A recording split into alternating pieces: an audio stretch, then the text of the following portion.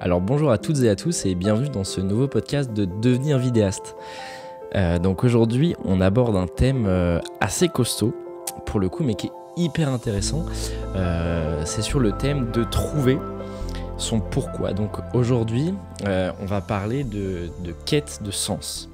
Donc en fait ce podcast fait suite au précédent sur les 10 étapes pour devenir vidéaste. Donc celle-là c'est le premier panel, celui qui pour moi conditionne le reste. Et donc aujourd'hui on va voir pourquoi. C'est hyper important de le trouver et je vais vous donner quelques pistes de réflexion pour essayer de le trouver, très humblement évidemment. Donc tout d'abord, pourquoi c'est important de trouver son pourquoi.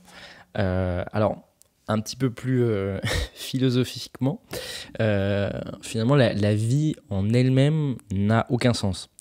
Je ne sais plus qui disait ça, mais c'est une phrase que j'aime assez, qui dit on est, on meurt, et entre les deux, on fait ce qu'on peut. Et en fait, c'est un petit peu ça, de réussir à trouver un guide, parce que même si ça n'a pas d'objectif en soi, même si notre vie, notre passage sur Terre n'a pas vraiment de sens, personnellement, je fais partie de ceux qui pensent que c'est quand même bien d'en trouver un et de trouver une direction. Et que c'est grâce à cette direction qu'on va pouvoir accomplir des choses, faire des choses, être fier de nous et être fier de ce qu'on a accompli, tout simplement. Et rendre notre passage sur Terre utile à soi et de réussir à en profiter au maximum et surtout de manière alignée avec nous-mêmes. Parce qu'évidemment, on a tous une façon différente de vivre, mais au-delà de ça, on a tous une façon différente d'apprécier les choses. On a tous des goûts très différents, mais voilà. C'est un petit peu dans cet objectif-là de réussir à trouver ce qui vraiment nous fait vibrer et ce qui crée cette étincelle en nous, en fait. Cette petite flamme, tout simplement. Pour moi, c'est hyper important. Je vais faire une comparaison assez simple avec le sport. En fait, en sport, il y a plusieurs visions. Soit on fait du sport pour vraiment être bien physiquement et pour pouvoir s'assurer de vieillir le mieux possible, sans vraiment d'objectif, mais juste par... on peut en faire de temps en temps, etc. Pas forcément très régulièrement, mais pour entretenir sa forme physique. Le risque avec ça, c'est que ce soit vraiment en dents de scie et qu'il y ait des périodes où on en fasse assez souvent et d'autres où on va arrêter pendant 6, 8 mois ou même un an. Donc ce qui pour moi n'est pas forcément le top. L'idée du pourquoi, c'est un petit peu une forme de guide en fait, c'est d'avoir un objectif, précis. Si on a un objectif précis en sport, par exemple, de je sais pas, faire une course en particulier, de faire un marathon, d'atteindre un objectif, je sais pas, un poids en musculation, en fait, on va mettre en place, en se rendant compte ou pas, mais un tas de petits jalons, un tas de petites étapes, plein de choses pour faire en sorte qu'on réussisse à cet objectif, en fait. Et donc, si on se laisse le temps, si on se laisse... le temps de le faire, mais aussi le temps de récupérer, voilà. Si on met tout en place, l'hydratation, la nutrition, le repos, si on met tout en place, et en fait, il n'y a pas de raison qu'on n'arrive pas à cet objectif, en fait. Parce qu'on a suivi un programme très précis, avec des choses très précises à faire en fonction de la période, etc. Donc, théoriquement, il n'y a pas de choses qui vont nous empêcher à ce qu'on arrive à notre objectif. Et en plus, ça va être vraiment en permanence, dit qu'on aura un petit peu envie d'arrêter, dit qu'on ne sera pas bien, et il y aura toujours cet objectif-là en fond. Mais tu peux pas arrêter aujourd'hui, parce que si tu t'entraînes pas demain, si tu t'entraînes pas après-demain, peut-être que tu vas pas y arriver. Donc vas-y, bouge-toi, quoi. Et c'est un peu en ça, pour moi, que c'est extrêmement important d'avoir ça en tant que guide, en tant qu'objectif, en tant que cible. Et c'est vraiment cette chose qui va nous permettre de dépasser l'aspect motivation, mais où ça va vraiment être une forme de boussole, en fait, tout simplement. Une forme de lumière qui va un peu nous éclairer dans le noir quand on est dans la pénombre totale. Et grâce à ça, on va voir la lumière au loin et on saura qu'il faut marcher dans cette direction, en fait. Et jamais s'arrêter. Et que quand on l'aura trouvé, on ne pourra pas l'avoir loupé parce que c'était exactement dans cette direction qu'on voulait marcher. Ce qui est intéressant avec le pourquoi, c'est qu'en fait, ça a à la fois un impact personnel, donc directement sur soi, mais aussi un impact sur le collectif, sur la société globalement, alors sur les gens qui nous entourent directement, mais sur tout ce qui nous entoure globalement. À mon avis, je pense que le pourquoi, en fait, de base, est quelque chose d'assez égoïste. Mais je dis pas ça du tout dans le terme négatif ni péjoratif, dans le terme vraiment littéral, quoi, qui dépend de l'ego, qui dépend de soi-même, et en fait qui va répondre à une envie très propre à nous-mêmes, qui va vraiment être une envie égoïste. Et que en fait, par ricochet, elle va servir aux autres gens qui gravitent autour de nous et à nos proches évidemment, mais globalement à la société. Et donc pour moi, voir un petit peu ce pourquoi sous une forme égoïste, c'est pas du tout négatif, au contraire c'est même très positif. Et pour moi c'est un peu le truc de avant d'être bien avec les autres, il faut être bien avec soi-même. Et en fait c'est un petit peu dans cette logique là de se dire qu'on fait les choses avant tout pour soi, parce que c'est vraiment ce qu'on a envie de faire, c'est vraiment ce qui nous anime, voilà, on est les seuls à ressentir ce qui se passe vraiment à l'intérieur de nous-mêmes, donc c'est pour ça qu'on fait les choses. Et ensuite par ricochet, et ben ça sert aux gens autour de nous, à notre famille, à la société. On va prendre un exemple assez basique, mais imaginons que vous, votre envie personnelle, ce soit d'aider le monde, tout simplement. De faire en sorte, tout simplement, pas vraiment tout simplement, mais de faire en sorte que le monde aille mieux et qu'il y ait moins d'inégalités, par exemple. On va dire que vous, votre pourquoi, c'est vraiment ça, c'est vraiment quelque chose qui vous anime quasiment depuis toujours. Vous y avez répondu de différentes manières jusqu'à aujourd'hui, plus ou moins caché, plus ou moins subtil, mais en fait c'est vraiment ce truc qui vous anime. Et ben en fait c'est une envie égoïste de base, parce que ça dépend de vous, etc. Mais en fait vous allez mettre en place plein de choses qui vont faire que ça va servir autour de vous. Donc par exemple, je sais pas, si on prend l'exemple de la vidéo, vous allez être extrêmement animé par faire des documentaires pour montrer par exemple la misère sociale dans votre pays, et que ainsi les autres membres de la société voient cette misère sociale et ainsi que les choses changent.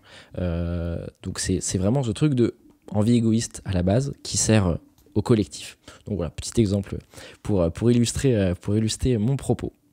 Mais malheureusement, il y a de nombreux obstacles qui nous empêchent de trouver notre pourquoi et qui rendent un petit peu cette quête difficile. Parce qu'évidemment, ça serait trop facile si dès le départ, on savait tous exactement ce qu'on voulait faire, ce qui nous animait et comment mettre tout ça en place.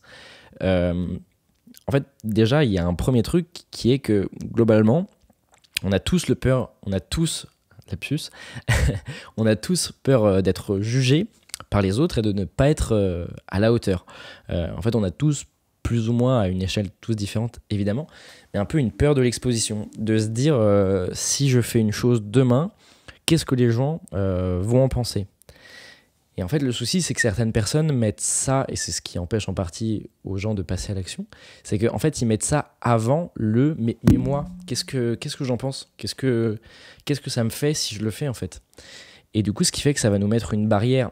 Donc c'est un peu ce que je disais avant, enfin l'inverse du coup, mais je vais mettre d'abord une barrière externe en disant ouais non mais les autres ils vont pas kiffer et ça va pas très bien se passer, avant de se mettre une barrière interne. Donc du coup en fait si on peut faire un schéma, avant ça partait comme ça, et là maintenant c'est de l'extérieur à l'intérieur.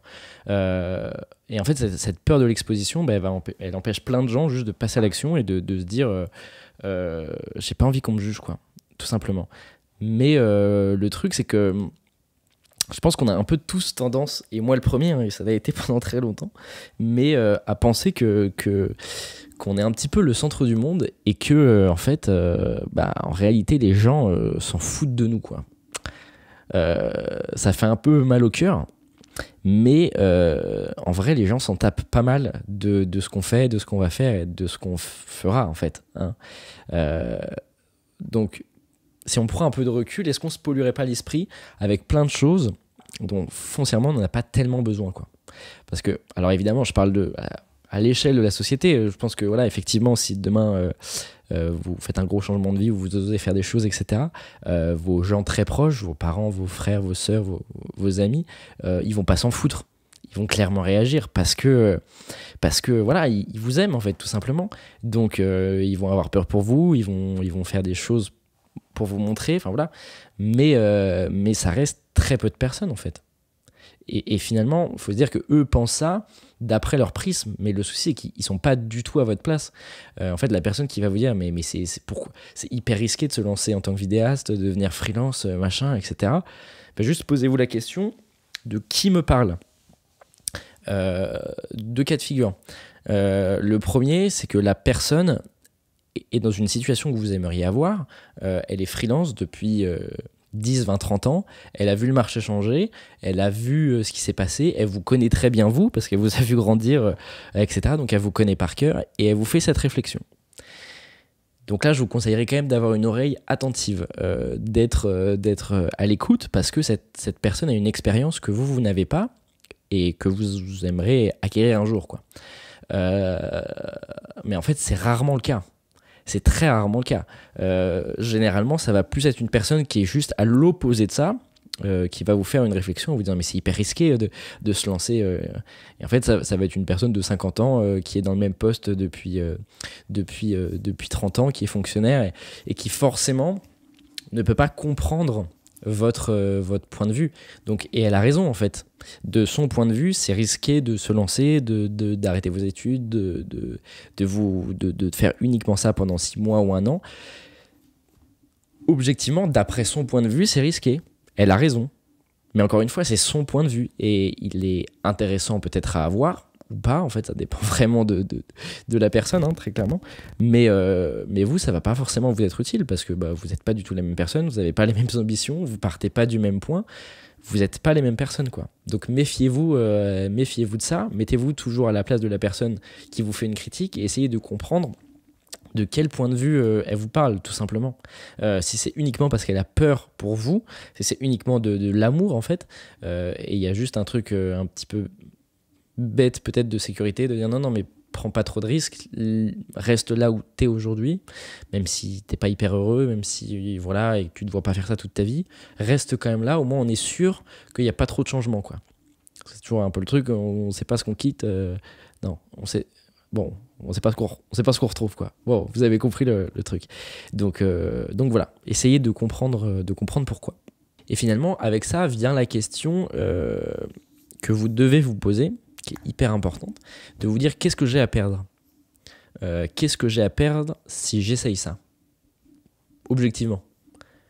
Qu'est-ce qui peut m'arriver de très négatif, qu'est-ce qui peut m'arriver de très positif, qu'est-ce qui peut m'arriver un peu d'entre les deux, qu'est-ce que je vais perdre littéralement, qu'est-ce que je vais gagner, comment ça va se passer.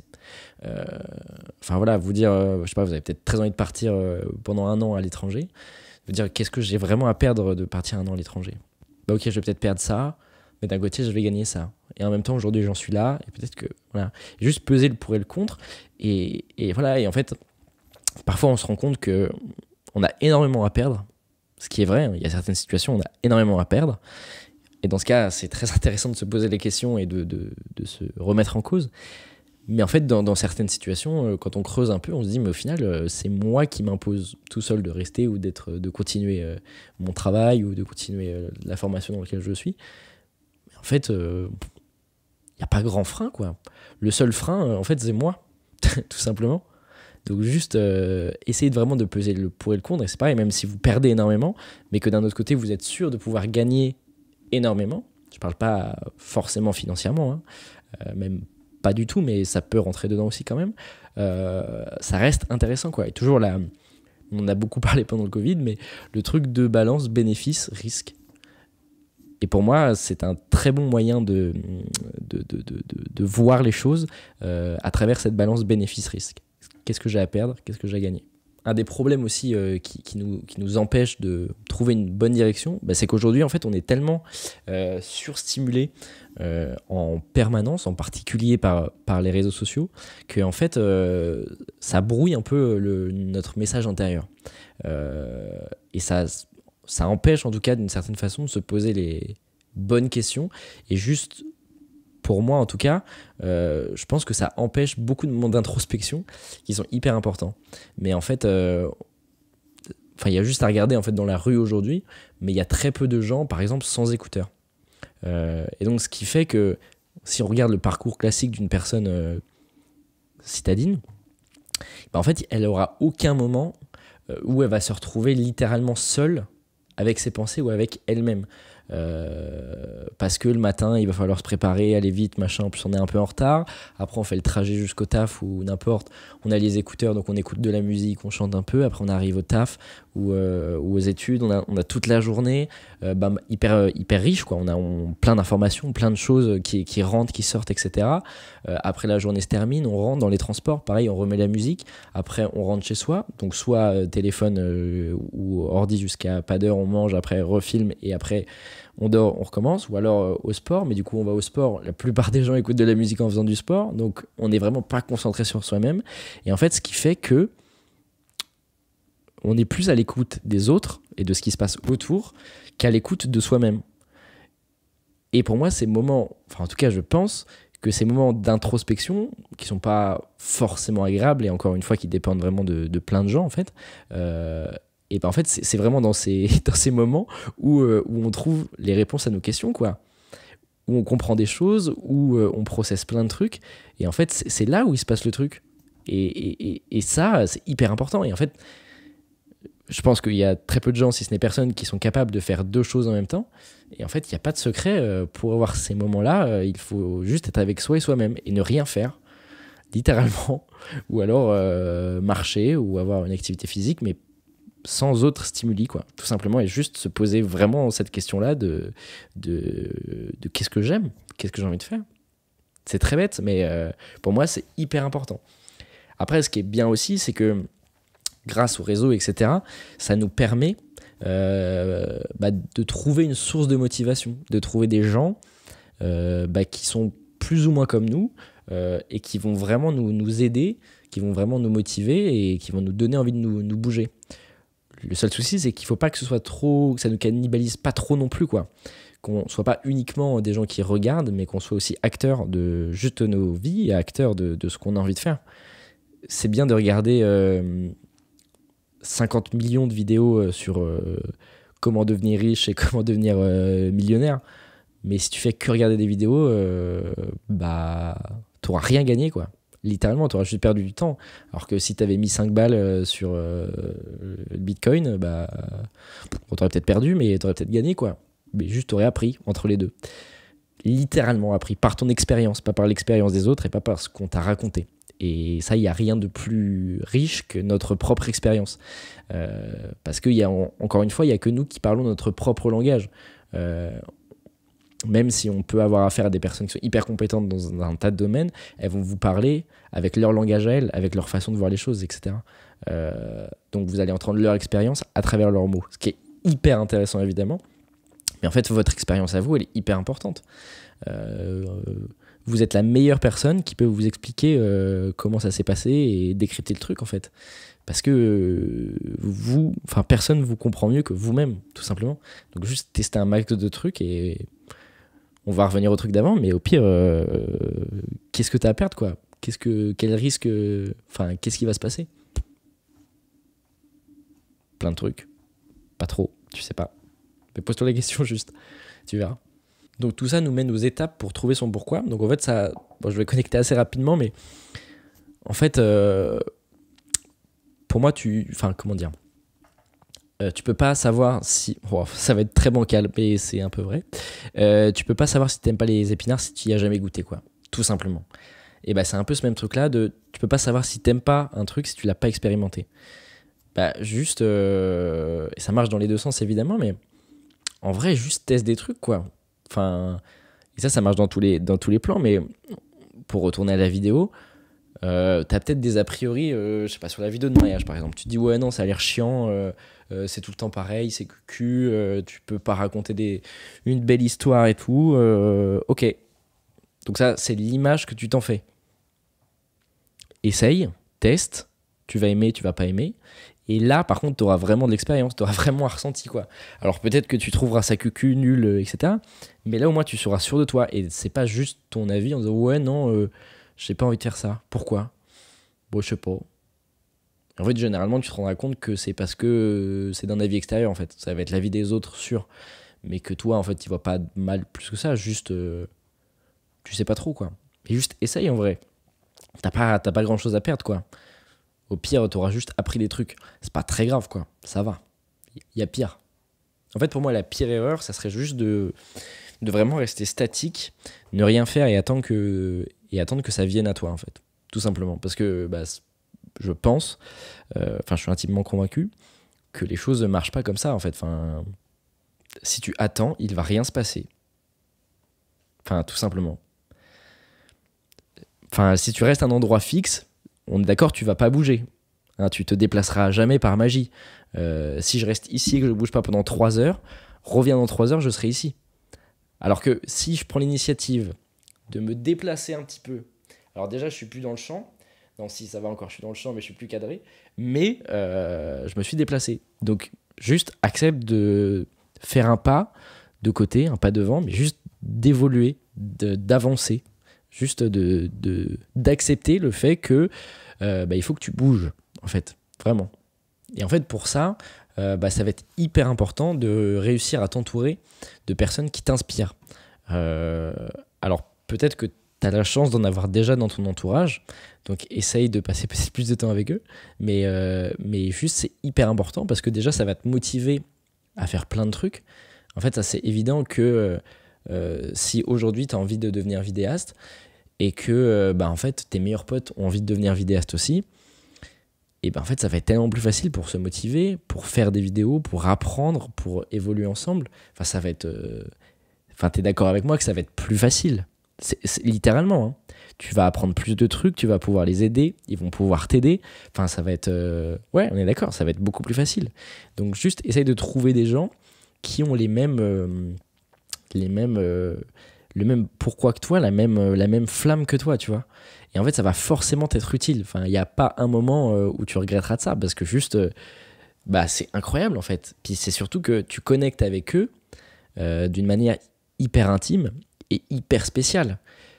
Parce que ça t'est forcément déjà arrivé si tu rencontres quelqu'un qui a les mêmes passions que toi, que ce soit le sport, la création, enfin n'importe, vraiment quelque chose que vous avez en commun.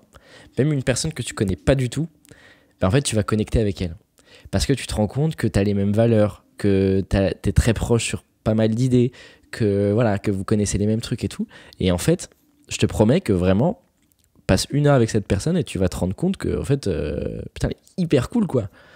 Mais qu'en fait, vous avez la même passion tous les deux, donc vous avez une grille de lecture qui, sur certains sujets, est quand même très proche. Donc voilà, pousse-toi à rencontrer des gens qui font ce que tu as envie de faire un jour. Discute avec eux, ils seront un plaisir de t'aider, de discuter avec toi. Si tu as l'air sympathique et que tu as des choses à leur apporter et que tu as envie de progresser, tout simplement. Mais voilà, clairement, on se sent plus fort à plusieurs que tout seul, c'est évident. Et pour progresser, et surtout sur le long terme, en termes de motivation, de rigueur, de tout ce qu'on veut, il n'y a que comme ça que vraiment ça peut marcher, quoi. Donc à toi de faire tout pour vraiment t'entourer de gens qui sont pas forcément comme toi, mais qui se destinent à être comme toi. Donc voilà, ça serait un petit peu le truc pour conclure, pour résumer un petit peu tout ça. Ça serait vraiment que tu sois curieux, que tu testes plein de choses, et en fait, il n'y a que comme ça que tu vas vraiment pouvoir trouver ce que t'aimes, tout simplement, et trouver ce qui t'anime, et voir si c'est possible, tout simplement, si en fait, il y a de la place pour toi pour faire ce que tu as envie. Sinon, tu le sauras jamais, tout simplement, et peut-être, et j'espère pour toi, mais que tu le regrettes pas un jour. Parce que ça, malheureusement, quand c'est trop tard, c'est trop tard. Donc, si tu as une envie, un projet, quelque chose que tu as envie de faire aujourd'hui, où vraiment ça te motive, et c'est pas un truc qui est né hier matin parce que tu l'as vu sur Instagram, mais c'est un truc vraiment qui te tient à cœur et où ça fait 2, 3, 4 ans que tu y penses, vraiment ça revient en permanence, ça s'estompe pas, que c'est une vraie envie viscérale, j'ai envie de dire, et fais-le. En vrai, tu pourrais pas regretter de l'avoir fait. C'est c'est impossible. Enfin, clairement, ne sois pas passif et les choses vont avancer et ça va progresser et tu seras clairement fier de ce que tu as fait. Puis de toute façon, si les choses ne te vont pas aujourd'hui, essaye de faire les choses un peu différemment. C'est une phrase d'Einstein, je crois, j'aime beaucoup, qui dit la folie, c'est de faire tous les jours la même chose et d'espérer un résultat différent. Voilà, je vais terminer sur cette belle citation que j'apprécie beaucoup et que je chéris énormément et que je trouve très très vrai. Donc voilà, merci beaucoup de m'avoir écouté. J'espère que ce sujet vous a plu et on se retrouve dans un prochain podcast la semaine prochaine pour apprendre de nouvelles choses sur le métier de vidéaste et sur comment devenir vidéaste. Donc je te remercie de m'avoir écouté une fois de plus et je te dis à très vite. Salut.